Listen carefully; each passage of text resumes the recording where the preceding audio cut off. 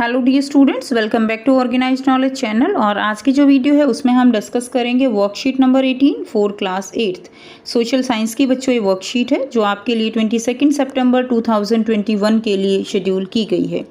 आज की जो वर्कशीट है स्टूडेंट्स, उसमें हम soil conservation, water problems on water availability, इसके बारे में डिस्कस करेंगे।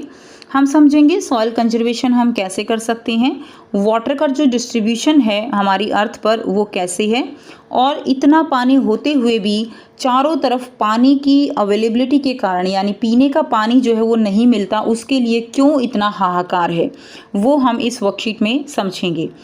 वर्कशीट शुरू करने से पहले बेटा प्लीज़ चैनल को सब्सक्राइब कर दीजिए, बेल आइकन को भी प्रेस कर लो ताकि आपको आने वाली वीडियोस की नोटिफिकेशन वो समय से मिल जाए। देखिए सॉइल कंजर्वेशन, सबसे पहले हम बात करते हैं सॉइल कंजर्वेशन के क्या क्या मेथड्स हो सकते हैं। उससे पहले क्वेश्चन अराइज होता है कि सॉइल कंजर्वेशन करना ज़रूरी क्यों है। तो हमारा अगर हम इंडिया की बात करें तो इंडिया जो है वो एक एग्रीकल्चर बेस्ड कंट्री है। एग्रीकल्चर यहाँ हमारी एक मेन एक्टिविटी है और एग्रीकल्चर के लिए अच्छी ज़मीन होना, अच्छी सॉइल होना वो बहुत ज़्यादा इम्पोर्टेंट है। और सॉइल जो है वो कब अच्छी होगी, जब उसकी जो ऊपर की जो टॉप लेयर है, ह्यूमस जिसके अंदर है, जिसके अंदर बहुत ज़्यादा न्यूट्रिएंट्स हैं, उनको एक तरह से क्या किया जाए, उनको कंजर्व किया जाए, तभी हमारी फसलें जो है वो क्या होंगी, अच्छी होंगी। क्लियर। तो अब यहाँ पर कुछ ऐसे मेथड्स दिए गए हैं जिनके द्वारा हम सॉइल को कंजर्व कर सकते हैं। पानी हवा के द्वारा उसको जो है जो उसका आप कह सकते हो कटाव है, उसको कैसे हम रोक सकते हैं। यहाँ पर आपको कुछ जो है चित्र दिए गए हैं। इनमें देखिए फर्स्ट दिया गया है कॉन्टोर प्लॉइंग है, ठीक है, शेल्टर बेल्ट्स दिया गया है, टेरेस फार्मिंग है और मल्चिंग है, इंटरक्रॉपिंग एंड रॉक डैम। तो ये आपको सारे तरीके दिए गए हैं जिनको हम 1 बाय 1 करके पढ़ेंगे। फर्स्ट दिया गया है आपको मल्चिंग। तो बेटा ये जो इसके फॉन्ट हैं ये बहुत छोटे हैं, तो आपको थोड़ा सा जो है यहाँ पर देखने में परेशानी हो सकती है, तो कोशिश कीजिए आप जूम करके इसको देखिए या किसी जो है बड़ी स्क्रीन पर आप इसको देख सकते हो, जैसे लैपटॉप की स्क्रीन अगर वो अवेलेबल है तो आप उस पर देखिए इसको। क्लियर। तो देखिए सबसे पहले क्या दिया गया है आपको, मल्चिंग दिया गया है। मल्चिंग मतलब the bare ground between plants is covered with a layer of organic matter like straw and it help to retain soil moisture. जो यहाँ पर जो क्रॉप लगाई गई है, ठीक है, उसके बीच में क्या किया जाता है, इस तरह से एक तो क्रॉप ऐसे लगाई जाती है और बीच का जो पार्ट है उसको ऑर्गेनिक जो मैटर होता है उससे इसको कवर कर दिया जाता है ताकि जो सॉइल का मॉइस्चर है वो बना रहे। ठीक है। और इससे जो आप कह सकते हो कि जो सॉइल है उसका कटाव भी यहाँ पर कम होता है। नेक्स्ट देखिए काउंटर बैरियर्स। काउंटर बैरियर्स जो है वो कैसे लगाए जाते हैं, मेड बनाई जाती हैं। ठीक है। काउंटर बैरियर्स में stones, grass, soil, these all are use to build barriers. तो जो है सॉइल लगा दी जाती है, ग्रास उगा दी जाती है, बड़े बड़े पत्थर लगा दिए जाते हैं, बैरियर्स बनाए जाते हैं।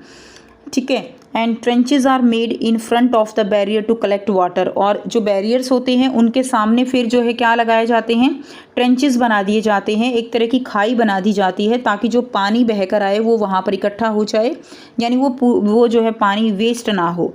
नेक्स्ट है रॉक डैम। रॉक डैम कुछ इस तरह से बनाए जाते हैं। Rocks are piled up slow down the flow of water and also help to prevent gullies and further soil loss. जो रॉक्स जो है इस तरह के डैम बनाए जाते हैं, उससे जो गलीज होती हैं, गलीज यानी जब भूमि का जो है मिट्टी का कटाव होता है तो जहाँ से मिट्टी कटती है ना, वहाँ से ऐसे रास्ते से बन जाते हैं, आपने भी देखा होगा ज़रूर। ठीक है। तो रास्ते से बन जाते हैं जिनको गलीज कहा जाता है। तो इस तरह से रॉक्स डैम बनाने से गलीज नहीं बनती और सॉइल का लॉस जो है वो नहीं होता। क्लियर। नेक्स्ट देखिए टेरेस फार्मिंग। टेरेस फार्मिंग इस तरह से की जाती है। Broad flat steps and terrace are made on the steep slope so that flat surface are available to grow crops, thus reducing surface run off and soil erosion. तो इसके अंदर क्या है, जो पहाड़ी एरिया है वहाँ पर पत्थरों का कटाव करके और इस तरह से चौड़े चौड़े जो है एरिया बना लिए जाते हैं ताकि वहाँ पर खेती की जा सके और मिट्टी का कटाव जो है वो कम से कम हो। ठीक है। सॉइल जो है वो मिट्टी को लॉस ना कर पाए। क्लियर। जो वाटर है वो मिट्टी का लॉस जो है ना हो। नेक्स्ट देखिए, नेक्स्ट आपको दिया गया है इंटरक्रॉपिंग। इंटरक्रॉपिंग में क्या होता है, ये इंटरक्रॉपिंग है different crops are grown in alternate rows and are sown at different times to protect the soil from rain wash. इसमें डिफरेंट क्रॉप्स जो है वो ग्रो की जाती हैं अल्टरनेट रोज में। तो ये अल्टरनेट रोज हैं, एक फसल ये लगा दी, एक ये लगा दी, फिर ये पहले वाली लगा दी। तो अल्टरनेट रोज में जो है इनकी बाइंडिंग कैपेसिटी अलग अलग हो जाती है, जिसके कारण जो सॉइल है वो मिट्टी का इरोजन नहीं कर पाती है। वाटर है या एयर है वो मिट्टी का इरोजन जो है सॉइल का इरोजन नहीं कर पाती है, इसका ये फ़ायदा होता है। नेक्स्ट है कॉन्टोर प्लॉइंग। कॉन्टोर जो प्लॉइंग है इसमें क्या किया जाता है, that is ploughing parallel to the contours of a hill slope to form a natural barrier for water to flow down the slope. इसके अंदर जो प्लॉइंग की जाती है वो जो हिल स्लॉप हैं उसके जो है पैरेलल में ही बना दिए जाते हैं, और ये एक तरह का नेचुरल बैरियर है। इसमें जैसे मेड बना दी जाती है ना, ऐसे ही कॉन्टोर्स बना दिए जाते हैं, ठीक है। और इस तरह से ये क्या होता है, इस तरह पैरेलल बना दिए जाते हैं, और इस तरह से जो सॉइल इरोजन है वो यहाँ पर नहीं होता है। नेक्स्ट देखिए, शेल्टर बेल्ट्स बनाई जाती हैं in the coastal and dry region. जहाँ पर रीजन जो है एरिया ड्राई है, हवाएं चलती हैं, वहाँ पर इस तरह के रोज़ जो हैं वो प्लांट्स, उनको प्लांट कर दिया जाता है ताकि हवाएं वो मिट्टी को बहाकर ना लेकर जा सकें। क्लियर। इनको हम जो एक तरह से जो क्रॉप है उसका बॉडीगार्ड भी कह सकते हैं। So it protect the soil from the wind movement. Okay, next देखिए, अब आपको यहाँ पर क्या दिया गया है, वाटर के बारे में दिया गया है कि वाटर जो है वो हमारी अर्थ पर उसका डिस्ट्रीब्यूशन वाटर का कैसे है और कितना है। So 3/4 of earth surface is covered with a vital renewable natural resource known as water. 3/4 जो अर्थ का सरफेस है वो एक नेचुरल रिसोर्स से कवर है।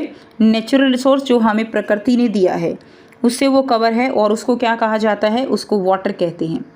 Ocean cover about 2/3 of the Earth's surface and support a rich variety of plant and animal। बच्चों 3/4 तो अर्थ का जो सरफेस है वो किससे कवर है, वो वाटर से कवर है। अब इसमें 3/4 में से 2/3 पार्ट जो है वो क्या है, ओशंस है। क्लियर, जो कि एक बहुत ही आप कह सकते हो वेराइटी को सपोर्ट करते हैं प्लांट्स और एनिमल्स की। हावेवर इट इज़ सलाइन, ये जो पानी है ये खारा पानी है, and this water is not useful for human consumption. Human consumption के लिए ये वाटर जो है बिल्कुल भी अच्छा नहीं है। Fresh water account for only 2.7%। अब बात करते हैं फ्रेश वाटर की। फ्रेश वाटर कितना है, 2.7% है, और इस फ्रेश वाटर में से 70% जो वाटर है that is present in the form of ice sheet and glaciers. जो बर्फ़ के पहाड़ हैं उनके रूप में है 70% वाटर 2.7 में से भी, जो कि Antarctica, Greenland and mountain region है, एंड दे आर इनअसेसिबल, और इनको हम असेस नहीं कर सकते बिकॉज ऑफ देयर लोकेशन। इनसे हम वाटर जो है वहाँ पर जाकर इनसे वाटर नहीं ले सकते, ठीक है। इनकी जो पोजीशन है, लोकेशन है, वो बहुत ही रेयर है। नाउ 10 केवल कितना बचा, 1% वाटर यहाँ पर बचता है, और केवल इतना पानी होते हुए भी केवल 1% वाटर जो है that is useful for human consumption. ठीक है, केवल इतना कम पानी है और इसीलिए चारों तरफ पानी का हाहाकार है। अब हम बात करते हैं, water can neither be added NOR subtracted from the earth and it's total volume remains constant. Water को ना तो जो अर्थ है उसमें ऐड किया जा सकता है और ना ही उससे हटाया जा सकता है, ठीक है। ये इसकी जो वॉल्यूम है वो कांस्टेंट रहती है। Its abundance seem to be very only because of the constant motion cycling through the ocean, the air, the land and back again through the process of evaporation. इसमें होता क्या है, इसमें वाटर साइकिल चलती है। जो वाटर है वो अलग अलग फॉर्म में जो है साइकिल होता रहता है। ओशन का वाटर स्टीम बनेगी, क्या बनेगी, इवापोरेट होगा, क्लाउड बनेंगे, क्लाउड से बारिश होगी, बारिश से फिर पानी आएगा, अंडरग्राउंड वाटर बनेगा। इस तरह से नदियाँ बनती हैं, सागर बनते हैं। तो ये जो प्रोसीजर है ये चलता रहता है, और इसको हम क्या कहते हैं, this is you know is refer to as the water cycle. इसको हम क्या कहते हैं, इसको हम वाटर साइकिल कहते हैं। Now problems of water availability. अब बात करते हैं वाटर अवेलेबिलिटी जो है उसमें क्या क्या प्रॉब्लम्स हैं। So most part of the world are facing shortage in the fresh water supply. Mostly जो वर्ल्ड के पार्ट हैं उनमें फ्रेश वाटर जो है उसकी शॉर्टेज है। Countries located in climatic zones most susceptible to drought face great problems of water scarcity। तो कुछ जो एरिया क्लाइमेटिक जोन जो है के आसपास जो लोकेटेड एरिया हैं वहाँ पर क्या है, सूखा ज़्यादा है और वहाँ पर पानी की बहुत ज़्यादा प्रॉब्लम है, जैसे कि डेजर्ट एरिया है, ठीक है, क्लाइमेटिक जो जोन है। Thus, water shortage may be a consequence of variation in seasonal or annual precipitation, or the scarcity is caused by the over-exploitation and contamination of water sources। तो जो water shortage है वो seasonal भी हो सकता है, ठीक है, कुछ सीज़न में पानी कम मिलता है, कुछ में ज़्यादा मिलता है, और जो वाटर स्कैरसिटी है वो जो हम इसका ओवर एक्सप्लॉयटेशन कर रहे हैं, एक्सेस में जो वेस्ट कर रहे हैं वाटर का, उसका भी बहुत ही अहम रोल है वाटर की शॉर्टेज में, ठीक है। एंड कंटामिनेशन, जो हम वाटर को पॉल्यूट करते हैं, गंदा करते हैं, पीने लायक नहीं छोड़ते, वो भी एक इसका मेन रीज़न है। अब आपको यहाँ पर बहुत ही आसान से जो है 4 क्वेश्चन दिए गए हैं जिनके आंसर हम 1 बाय 1 डिस्कस करेंगे। क्वेश्चन फर्स्ट है, why soil conservation is needed. Soil conservation क्यों ज़रूरी है? So soil has a special place in agriculture. If there is no soil according to the crops in the field of the farmers, then good production of crop is not available, so the conservation of soil is necessary। अगर farmers के लिए good soil नहीं होगी according to their crop, then जो production है वो नहीं होगा अच्छा, ठीक है। क्वेश्चन नंबर 2 है, differentiate between mulching and intercropping. तो मल्च क्या है? The empty ground between the plants is covered with a layer of organic matter. जो एम्प्टी ग्राउंड है बिटवीन द प्लांट्स उसको कवर कर दिया जाता है with a layer of organic matter like straw and help in retaining the moisture in the soil, ठीक है, इससे मॉइस्चर जो है सॉइल में बना रहता है। देखिए second, growing intermediate crops. So intercropping उसको हम कहते हैं planting different crops in alternate rows at different times to protect the soil from rain, ठीक है, तो पानी से जो है बचाने के लिए अलग अलग रोज में डिफरेंट क्रॉप्स जो है वो उगाई जाती हैं।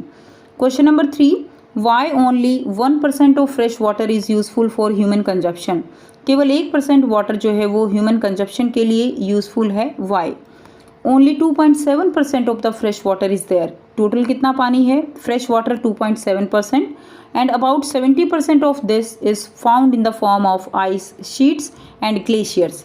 जो बर्फ़ के पहाड़ हैं उनके फॉर्म में 70% वाटर 2.7 का वो मिलता है, and thus only 1% of the fresh water is useful for human consumption। और केवल 1% जो है फ्रेश वाटर वो ह्यूमन कंजप्शन के लिए बचता है। नेक्स्ट देखिए, क्वेश्चन नंबर 4 है, how water is distributed on earth surface, explain. Water जो है अर्थ सरफेस पे कैसे डिस्ट्रीब्यूटेड है आपको एक्सप्लेन करना है। सो आंसर रहेगा 3/4 of the earth surface is covered with water. Earth surface का 3/4 जो पार्ट है वो वाटर से क्या है, कवर्ड है। Second, oceans are spread over 2/3 of the earth surface. Ocean जो हैं वो कितने पे हैं? 2/3 जो पार्ट है उस पे ओशंस फैले हुए हैं। Only 2.7% of the fresh water is there. केवल 2.7% फ्रेश वाटर है, और उस फ्रेश वाटर का 70% of this is found in the form of ice sheets and glaciers, ठीक है, 70% वो आइस शीट्स और ग्लेशियर्स की फॉर्म में है। And only 1% of fresh water is useful for human consumption, और केवल उसका 1% फ्रेश वाटर जो है वो किसके लिए है? केवल ह्यूमन कंजप्शन के लिए बचता है। तो इस तरह से वाटर का डिस्ट्रीब्यूशन है। क्लियर? तो ये थी बच्चों आपकी आज की एसएसटी की वर्कशीट। आई होप सभी स्टूडेंट्स को क्लियर है। कोई भी डाउट है तो आप पूछ सकते हो। वीडियो अच्छी लगी तो प्लीज़ लाइक कर दीजिए, शेयर कर दीजिए और चैनल को सब्सक्राइब कर लीजिए। So thanks for watching. मिलते हैं नेक्स्ट वीडियो में नेक्स्ट वर्कशीट के साथ। Take care, bye bye.